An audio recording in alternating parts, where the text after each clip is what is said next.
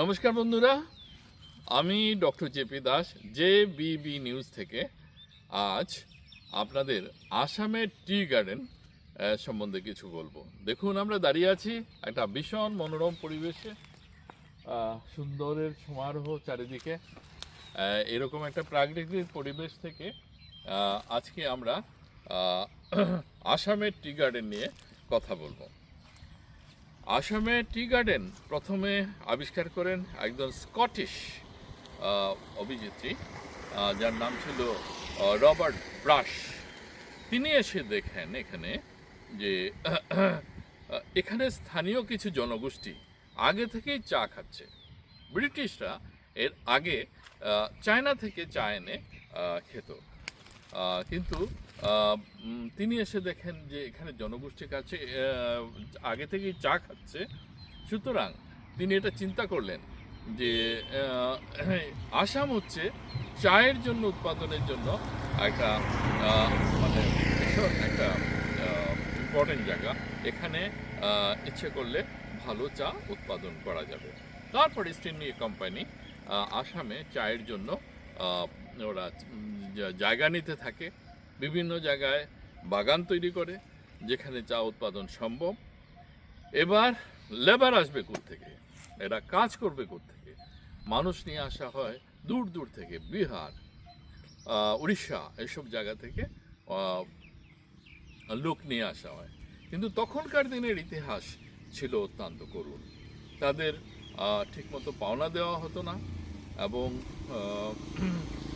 তখন রোগ ব্যাধি, ম্যালেরিয়া এসব রোগের সাথে তারা যুদ্ধ করে শ্রমিকরা এখানে টিকে থাকতো। বেতন পেত কম, তাদের জীবনযাত্রার মান ছিল অত্যন্ত কম, ওষুধপত্র, ডাক্তার এসব কিছুই ছিল না। তো ব্রিটিশরা আস্তে আস্তে এটা ডেভেলপমেন্ট করে এবং আস্তে আস্তে এটার বিস্তার লাভ করে। আস্তে আস্তে আসামের চা সারা বিশ্বে একটা নাম তৈরি করে এখন সারা বিশ্বে আসামের চা পৌঁছে যাচ্ছে। তো বন্ধুরা, আজও এখানকার অনেক সমস্যা রয়েছে। আজ বিশ্ব এই আসামের চা ভীষণভাবে প্রতিযোগিতার সম্মুখীন।